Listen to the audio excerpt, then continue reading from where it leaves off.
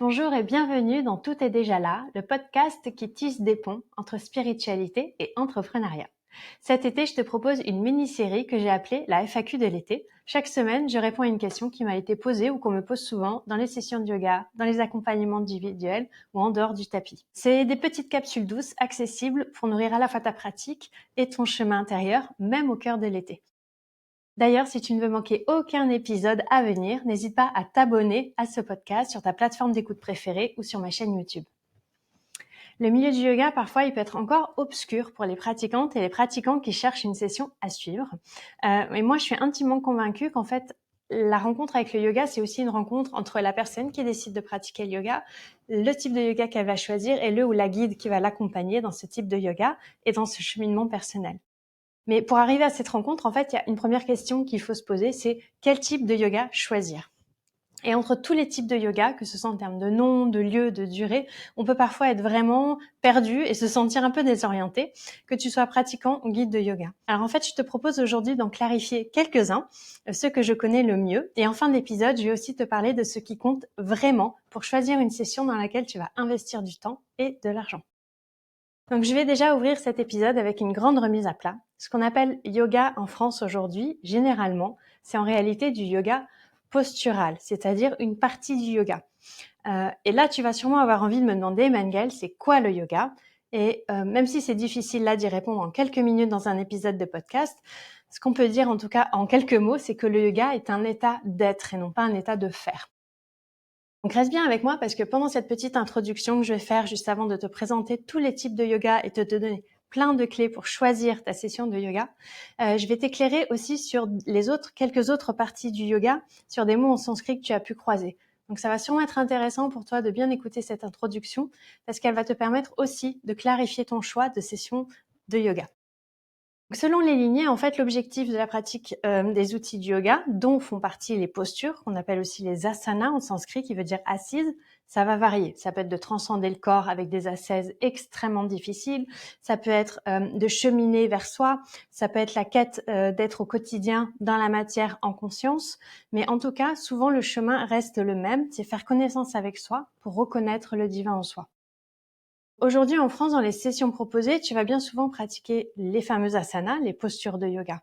Ces postures dans le yoga, c'est des outils qui vont solliciter le corps, par exemple pour le renforcer, pour l'assouplir, pour travailler l'endurance, pour prendre conscience un petit peu de ces blocages physiques, des blocages émotionnels qu'il y a dans le corps. Et ces postures-là, elles vont te permettre de faire connaissance aussi avec des schémas que tu as. Par exemple, comment tu réagis face à la difficulté. Donc, qu'est-ce que tu fais lorsqu'il y a quelque chose de nouveau qui se présente, d'inconnu? Et en fait, à la fois, cette pratique le fait de solliciter le corps, mais aussi cette rencontre des schémas que tu as en toi, ça va te permettre de faire davantage connaissance avec toi-même, avec tes limites et peut-être avec des choses que tu voudras pouvoir faire évoluer parce que ce que tu vas vivre sur le tapis, c'est certainement des choses que tu vis également en dehors du tapis. Donc, ça va être intéressant pour toi de voir ce miroir et de se dire, tiens, en fait, peut-être, par exemple, quand je rencontre quelque chose de nouveau, ma première réaction, c'est de me crisper. Tiens, peut-être que là, je peux faire confiance, être guidée dans mon souffle, avoir conscience que dans cette session de yoga, je suis dans un espace sécurisé et voir si je peux réussir à peut-être moins me crisper en me concentrant sur l'inspire et l'expire, en me concentrant sur mes points d'appui et surtout en me faisant confiance, en sachant que même si c'est nouveau, je vais faire du mieux que je peux et ce sera déjà génial. Donc tout ça, en fait, ça va te permettre de te déposer et puis plus tard, de faire des assises de méditation de plus en plus longues ou des pratiques d'autres outils de yoga qui demandent une assise un peu plus prolongée ou une intensité un peu plus forte. Donc les asanas, les postures sont souvent les clés d'entrée après la conscience de soi et de ses schémas. Les asanas vont souvent être des clés pour préparer à d'autres pratiques qui mènent à l'état de yoga. Donc les outils de yoga, ça inclut donc les asanas, mais aussi les pranayamas, c'est-à-dire des exercices de respiration. C'est une traduction parfois qui peut être un peu galvaudée, mais c'est la plus compréhensible là dans cet épisode. C'est-à-dire qu'on va aller solliciter le souffle en augmentant la durée de l'inspire, de l'expire, les suspensions de souffle, l'intensité, la circulation du souffle dans le corps. Il y a également des méditations. Il y a des kriyas qui sont des exercices de purification du corps. Il va y avoir des mantras également qui sont donc des chants de la vibration dans lesquels on ne cherche pas la justesse des notes. Ce n'est pas de la chanson ou du chant lyrique. Les mantras, on va avant tout chercher l'intention et la vibration juste en soi.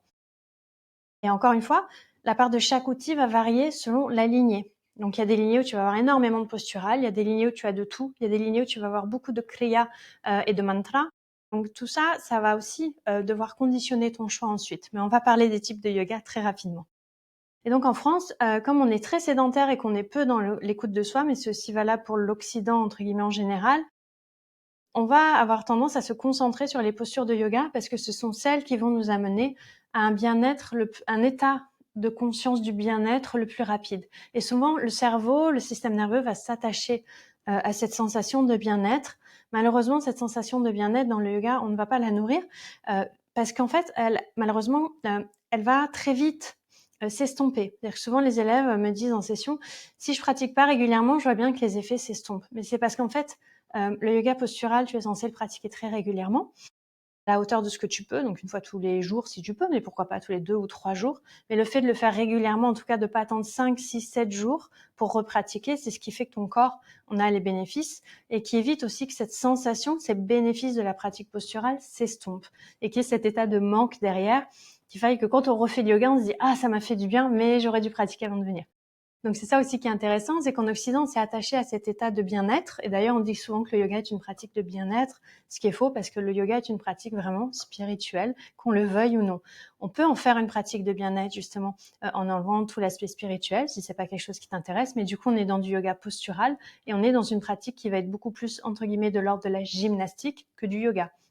Le yoga, en fait, il inclut vraiment tous ces outils que j'ai cités précédemment et pas seulement le yoga postural. C'est d'ailleurs pour ça que lorsque j'ai les entretiens de pré-rentrée dans les formations, je demande bien s'il y a une pratique régulière du yoga, du yin yoga, de la danse du dragon avant et quelles sont les intentions de la personne ensuite. Parce qu'il faut bien réaliser que tu peux pas demander à des personnes de faire quelque chose si toi-même tu ne le fais pas. Donc, moi, j'ai à cœur de former des guides qui pratiquent. Donc, c'est important de réaliser que cette partie posturale, elle est géniale. Je suis absolument pas contre le postural, mais je trouve ça juste dommage que des fois le yoga soit réduit à ça et qu'en fait, le yoga a tellement plus à nous offrir au-delà du postural que c'est non seulement très réducteur, mais aussi ça dénature la pratique. Donc voilà, c'est une introduction que je voulais faire. Je pense que c'est important de le préciser parce que quand tu vas chercher un yoga, en fait, tu cherches pas un type de yoga. Du coup, tu cherches un yoga postural en France, très souvent. Après, selon les guides que tu vas avoir, va y avoir plus ou moins de mantras, de spiritualité, de philosophie, et c'est très bien. Il faut que tu trouves le guide ou la guide qui te correspond. Ça, je vais t'en parler dans la dernière partie de l'épisode. Donc, c'est aussi paradoxal parfois de se dire qu'on cherche une session de pratique du yoga et que, en fait, le yoga postural prend tout le pas. Parce que s'il n'y a pas de spiritualité, qu'il n'y a pas de philosophie, qu'il n'y a pas de mantra, de pranayama, on n'est pas dans une pratique, encore une fois, de yoga, c'est-à-dire qu'elle n'est pas complète, elle n'est pas riche, elle va pas t'enrichir sur tous tes corps, sur tout l'aspect de ton être. Elle va rester dans le plan physique, ce qui est un peu paradoxal si tu connais l'état de yoga. Donc, si tu veux en savoir plus sur le yoga, je t'invite vraiment à écouter l'interview que j'ai fait en septembre dernier de Nathalie sur la simplicité du yoga. Je mettrai le lien dans le descriptif de l'épisode, mais aussi l'épisode plus récent d'Adam qui nous parle également de ce que c'est le yoga. Donc, tu retrouveras les 2 liens dans le descriptif de l'épisode. Mais on va revenir au sujet d'aujourd'hui qui est, tu veux débuter une pratique de yoga ou tu enseignes le yoga, mais tu veux savoir un petit peu ce qui existe. Quel yoga postural peux-tu choisir et vers quoi est-ce qu'il va t'amener derrière pour aller au-delà du postural? Donc, il faut savoir que le yoga postural aussi qu'on pratique aujourd'hui, il est très contemporain. Il a à peu près un siècle pour arrondir. Tu vas croiser aujourd'hui des guides qui sont généralement issus de façon directe ou indirecte de la transmission d'un maître de yoga indien qui est Krishnamacharya, qui était un grand érudit indien et qui a formé énormément de guides indiens au yoga, qui a remis en lumière cette pratique de yoga et qui a contribué complètement à sa diffusion en Occident. Si ce sujet t'intéresse, encore une fois, je te recommande vraiment le documentaire qui s'appelle Le souffle des dieux, qui raconte justement la vie de Krishnamacharya, ce qu'il a mis en place avec notamment des images d'archives qui sont très intéressantes à voir, mais aussi toute cette vie à découvrir, puisque c'était vraiment, il a étudié tout l'hindouisme et la spiritualité hindoue avant de transmettre le yoga. C'était vraiment un grand philosophe hindouiste. Et il a formé au fil des années de nombreux disciples, dont certains qui sont allés dans le monde entier pour transmettre ensuite le yoga. Et parmi les plus connus, il y a Iyengar qui a fondé le yoga Iyengar, Patabi Joyce qui a fondé l'Ashtanga Vinyasa Yoga, Desi Kachar, son fils en fait qui a créé le Vini Yoga. Il y a Indra Devi également qui était une grande guide de yoga en Occident et qui a vraiment aussi fait connaître le yoga de la femme. Donc ce ne sont que quelques noms parmi toutes les personnes qui l'ont suivi, mais toutes ces personnes-là, ensuite, il faut imaginer qu'elles sont parties d'Inde et elles sont parties dans le monde entier et ça a diffusé vraiment le yoga dans le monde entier. Donc, eux-mêmes ont formé des guides qui eux-mêmes ont formé des guides et c'est ce qui permet aujourd'hui de retrouver le yoga et autant de variétés de yoga dans les studios de yoga et dans les associations autour de toi, ce qui est quand même quelque chose de merveilleux. Donc, on va débuter avec la description des types de yoga que je connais le mieux. Donc, on va débuter avec le Hatha Yoga. Le Hatha Yoga, c'est celui dont je vais te parler en premier parce que c'est celui que j'ai découvert en premier. Je vais à chaque fois te donner des points entre guillemets positifs et peut-être plus complexes à aborder dans chaque pratique pour que tu aies aussi une idée un petit peu de ce que les pratiques peuvent t'apporter, les challenges qu'elles peuvent t'apporter. Donc, n'hésite pas à prendre de quoi noter et sur ce que tu vas noter, à mettre à chaque fois le nom, quelques notes et puis ce que tu en retiens qui pour toi pourrait être bénéfique et ce que tu en retiens qui peut-être n'irait pas dans le sens de ce que tu recherches, ce qu'on va voir aussi en dernière partie de l'épisode. Donc, de mon expérience, le Hatha Yoga, déjà, c'est le yoga idéal pour débuter la pratique de yoga. Parce qu'en fait, il y a à la fois des parties dynamiques où on va caler un souffle, un mouvement, des parties dynamiques qui vont être quand même intenses, mais où il va y avoir un peu plus de respiration par posture, des parties statiques, mais aussi dans les sessions de Hatha Yoga, normalement, tu vas avoir des pranayama, des mantras, des méditations. C'est-à-dire que c'est un yoga qui est très complet, très riche et qui permet de voir la base progressivement. Suivi sur le long terme, comme moi je le fais. Donc moi, c'est celui que j'ai découvert J'ai commencé par le Vinyasa Yoga. Si tu veux en savoir un peu plus sur mon parcours, je t'invite à écouter le tout premier épisode de ce podcast. Mais j'ai commencé par le Vinyasa Yoga, mais très vite, au bout d'un an, je suis tombée très amoureuse du Hatha Yoga, que j'ai trouvé vraiment très beau. Parce qu'en fait, sur le long terme, donc depuis moi 2006-2007, tu vois, on est en 2025, ça va faire 20 ans que je pratique le Hatha Yoga. Ce yoga, il évolue vraiment avec toi. C'est un style de yoga que tu peux avoir dans ta boîte à outils qui lui-même a pas mal d'outils. C'est-à-dire qu'il va vraiment à ta rencontre. C'est celui qui s'adapte le mieux à ta pratique et aux pratiquants qui vont venir à ta rencontre si tu es guide de yoga. C'est celui dans lequel il y a souvent une dimension plus spirituelle et plus philosophique que dans les autres lignées qui sont plus contemporaines et où on a eu tendance à mettre peut-être la partie philosophique et spirituelle de côté, soit parce qu'il y a des tabous dans les sociétés. Par exemple, en France, quand on parle spiritualité, on met tout de suite spiritualité sur religion. Et religion en France, c'est un peu un tabou parce qu'on a énormément de personnes, de familles, de régions qui ont souffert de la religion. Et du coup, on veut aujourd'hui rester en dehors. Sauf que spiritualité et religion ne sont pas les mêmes choses. Il faut pas confondre. Donc du coup, le Hatha Yoga, il est assez riche. Il existe plusieurs lignées de Hatha Yoga, comme pour le Vinyasa. Donc n'hésite pas, si tu as des personnes autour de toi qui donnent des sessions de Hatha Yoga, à les contacter, à leur demander quelle est leur lignée, la particularité de cette lignée, et puis à aller demander si tu peux faire une session pour voir si ça correspond à ton corps, à ton énergie, et si le groupe aussi te correspond bien, et le lieu. Après le Hatha Yoga, tu vas avoir l'Ashtanga Yoga. Donc l'Ashtanga Yoga, il a été développé par Patabi Joyce, que j'ai cité précédemment, qui a été formé donc par Krishnamacharya. Ce yoga, il est très riche, et il est très intense. Souvent, c'est le yoga préféré des hommes parce qu'il y a une notion un petit peu de compétition et en tout cas d'amélioration constante puisque tu vas pratiquer une série et lorsque tu maîtriseras cette série, tu vas pouvoir passer à la série suivante. Et selon ta pratique en termes de durée, selon ton implication dans ta pratique d'Ashtanga Yoga, ce passage à une seconde série peut venir au bout de quelques mois, quelques années, mais souvent c'est quelques années. Donc il y a un petit esprit comme ça d'amélioration continue qui plaît beaucoup souvent aux hommes. C'est un yoga qui est très physique, encore une fois. Et Patabi Joyce a tissé autour de l'Ashtanga Yoga toute une philosophie que tu peux découvrir dans son livre, j'en suis sûre, qui, si je ne me trompe pas, s'appelle Mala Yoga, et qui est vraiment à une beauté, en fait, lorsqu'il est vraiment pratiqué avec philosophie et posture. J'ai eu à suivre des sessions d'Ashtanga Yoga qui étaient parfois uniquement posturales et ça m'a complètement changé la vie de découvrir un guide à Paris qui a amené à la fois la dimension philosophique, spirituelle et posturale dans ses pratiques d'Ashtanga. Et j'ai énormément de reconnaissance envers lui parce que c'est grâce à lui que, on va dire, ce retour un peu sur l'Ashtanga s'est complètement estompé. Donc l'Ashtanga Yoga, son avantage, c'est que il y a un cadre. Donc en fait, comme tu pratiques tout le temps la même série avec les mêmes postures et ce socle de philosophie, tu te vois progresser. Tu vois les variations en fonction de ton état d'esprit, en fonction de comment tu es physiquement. Mais c'est aussi son inconvénient, c'est-à-dire que ce cadre, il est posé, tu n'en sors pas en Ashtanga Vinyasa Yoga.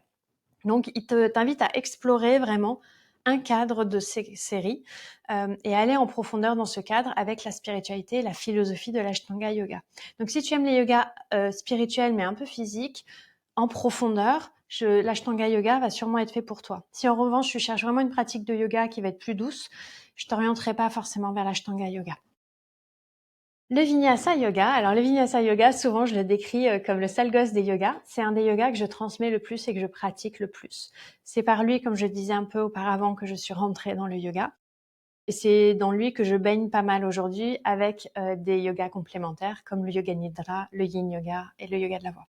Donc le Vinyasa Yoga, il est issu de l'Ashtanga Vinyasa Yoga, c'est-à-dire que les personnes qui ont transmis le Vinyasa Yoga n'ont gardé que le Vinyasa Yoga, c'est-à-dire mettre les postures dans un ordre précis avec une intention précise, sans la dimension de l'Ashtanga des 8 membres, puisqu'il faut savoir que l'Ashtanga Yoga est basé sur l'Ashtanga Vinyasa Yoga, est basé sur quand même beaucoup les Yoga Sutras de Patanjali, donc les 8 membres, les 8 parties du livre. Donc le Vinyasa Yoga, c'est un yoga qui est extrêmement créatif, qui est pas du tout figé. Selon les lignées, tu vas avoir plus ou moins de spiritualité, des mantras ou pas, que des postures ou des mudras, des pranayamas. Ça va vraiment être un yoga qui va être à la lumière normalement et à la couleur vraiment unique de la personne qui va te guider. Donc, c'est là où, pour le Vinyasa Yoga, ça va être très important pour toi de rencontrer plusieurs guides, peut-être, pour voir un petit peu comment le yoga peut être incarné et ce qui va te correspondre. Si tu rencontres une personne qui transmet le Vinyasa Yoga, il va être très peu probable qu'une autre personne qui transmet le Vinyasa Yoga transmette la même chose. Donc c'est vraiment très créatif. C'est un yoga qui moi me plaît beaucoup. Comme je le disais, c'est une grande liberté, une grande créativité. Mais il a aussi ce défaut, c'est que comme il a une grande liberté, une grande créativité, on voit un peu tout et n'importe quoi dans le Vinyasa Yoga. C'est pour ça que parfois je l'appelle le sale gosse yoga. Mais voilà, si tu essayes, si tu t'assures que c'est un guide ou en tout cas un cadre qui te convient, tu trouveras la session qui te convient. Il faut savoir que dans la famille du Vinyasa Yoga, souvent il y a des sessions qu'on appelle... alors, il va y avoir plusieurs familles de Vinyasa, mais je voulais te parler de 3 familles de Vinyasa Yoga. Il va y avoir le Jivamukti Yoga, qui est aussi issu de l'Ashtanga Vinyasa Yoga, mais qui aujourd'hui est un Vinyasa Yoga. Il a été développé par Shannon Gannon et David Life. Donc, Sharon Gannon et David Life sont des New-Yorkais qui ont rencontré Patabi Joyce, qui ont adoré l'Ashtanga, mais qui ont développé leur propre yoga puisqu'ils voulaient y ajouter une dimension très spirituelle. Et la pratique du Jivamukti repose sur 5 principes. Ils sont les écritures yogiques, donc l'étude des textes, la dévotion, la non-violence, c'est très important pour eux, vraiment, c'est vraiment un socle de leur pratique, le son et la musique, donc il y a des playlists, il y a beaucoup de musique dans ces sessions-là, et la méditation. Donc c'est un yoga qui est très riche avec des flows qui peuvent parfois être très intenses. Une autre famille du Vinyasa que j'aime énormément, c'est le Prana Flow Yoga. C'est le Prana Flow Vinyasa Yoga qui est de Shivare. Je me suis formée, j'ai fait presque 500 heures, 480 heures de formation avec elle. C'est un yoga qui est très créatif, très fluide. Shivare, elle est danseuse à la base et qui s'inspire beaucoup de l'hindouisme puisqu'elle habite en Inde la moitié de l'année. S'inspire à la fois du yoga, du Kalaripayat, selon les modules que tu fais. Et c'est un yoga qui va au fil des éléments, au fil des saisons. Et les séquences sont vraiment construites autour des chakras, des éléments. Et donc, c'est quelque chose qui est très, pour moi, lumineux, très coloré. Et en fait, il y a vraiment une structure aussi que tu étudies quand tu veux transmettre le prana flow. On va t'apprendre à créer des séquences avec ce qu'elle appelle la waves. Donc, c'est une autre école. Un vinyasa, en général, c'est un mouvement, une respiration.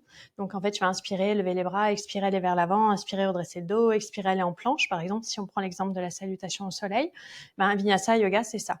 Mais parfois, on s'arrête quand même dans les postures. Et ce que j'aime dans le prana flow par rapport au Jivamukti qui va très vite, c'est qu'on s'arrête parfois dans les postures pour les sentir, pour changer ce qui pourrait paraître un détail, mais qui va changer complètement la circulation d'énergie dans la posture avec ce qu'elle appelle les pulsations, par exemple. Donc, c'est un yoga qui est très riche et très beau. Et la dernière famille de Vinyasa Yoga dont je voulais te parler, c'est les postures, enfin, c'est 2 des séquences yang du Yin Yoga, que sont la danse du dragon, la graine dorée, qui sont vraiment des Vinyasa Yoga, c'est-à-dire un mouvement, une respiration, mais qui là vient de la lignée du Yin Yoga de Paul et Suzy Grailey. Moi, personnellement, le Vinyasa Yoga, j'adore ça, mais ce que j'aime, c'est qu'il soit très complet avec des mantras, des pranayamas. Donc, c'est pour ça qu'à partir de la rentrée, j'ai passé mes sessions de 1 heure à 1 heure et demie.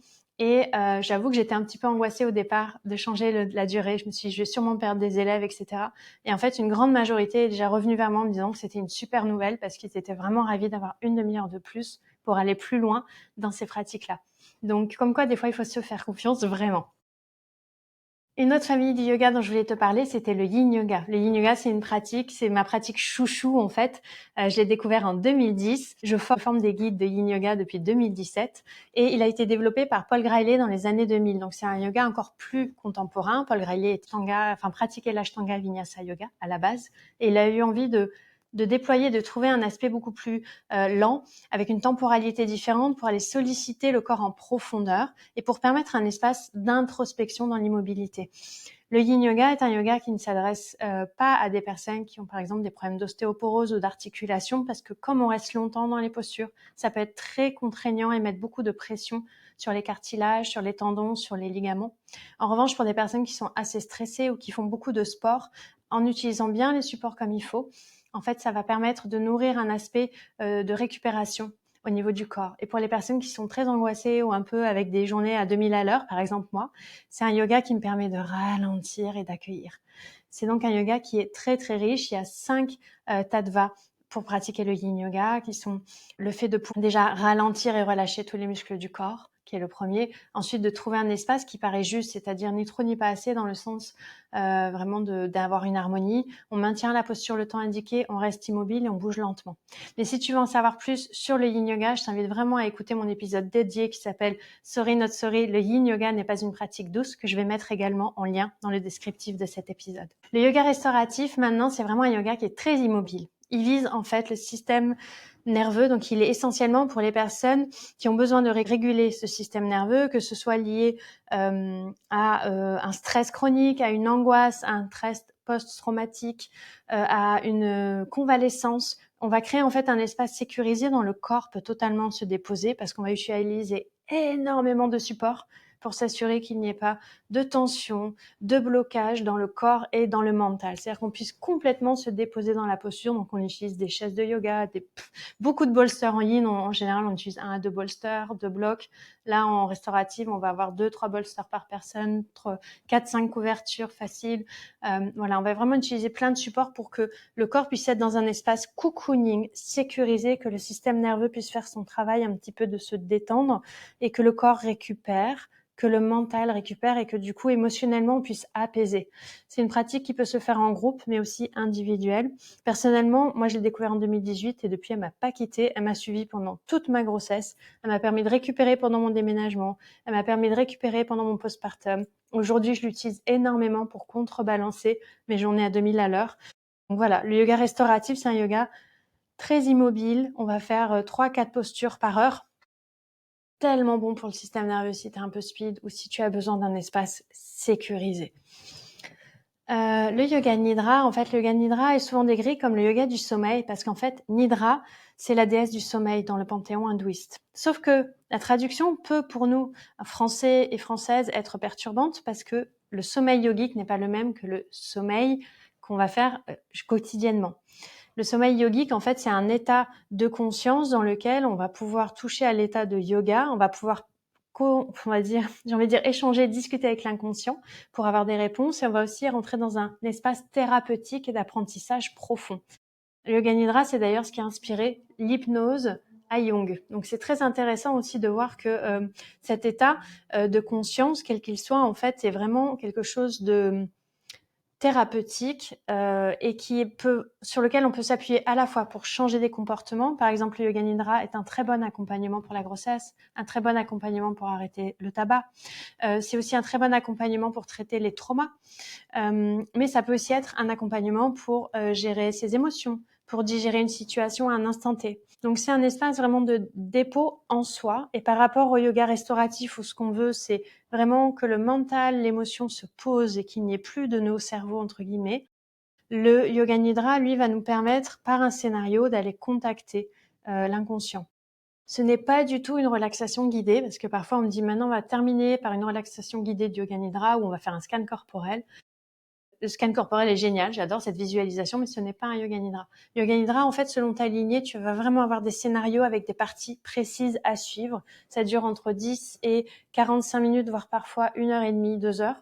Donc, c'est vraiment des choses qui sont des expériences qui sont très longues, qui sont différentes de la relaxation guidée. Donc, l'idée, c'est vraiment, le yoga nidra, il va répondre à un état où on peut parfois être trop dans le faire. Et là, dans le yoga nidra, tu es vraiment dans un état d'être profond, de douceur envers toi, d'écoute de ce que tu es.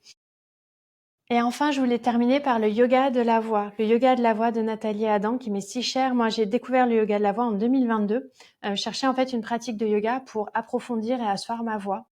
J'étais pas du tout à l'aise avec ma voix. Aujourd'hui, je le suis beaucoup plus. Et en fait, j'ai découvert cette pratique du yoga de la voix lors d'une immersion que j'ai suivie en 2022-2023. La personne qui guidait cette immersion avait été formée, entre autres, par Adam et Nathalie. Je voulais vraiment aller plus loin, donc j'ai contacté directement Adam et Nathalie et je regrette vraiment pas. J'ai suivi des week-ends et des journées avec eux en 2020, fin 2023. Je sais plus quelle année on est, ça va bien se passer. Fin 2023.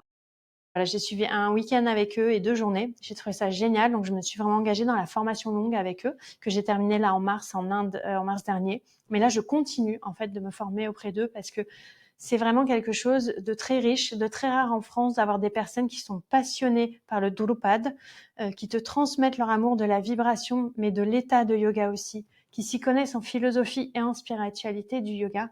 Je me sens extrêmement privilégiée et reconnaissante de pouvoir vraiment pratiquer et apprendre à leur côté.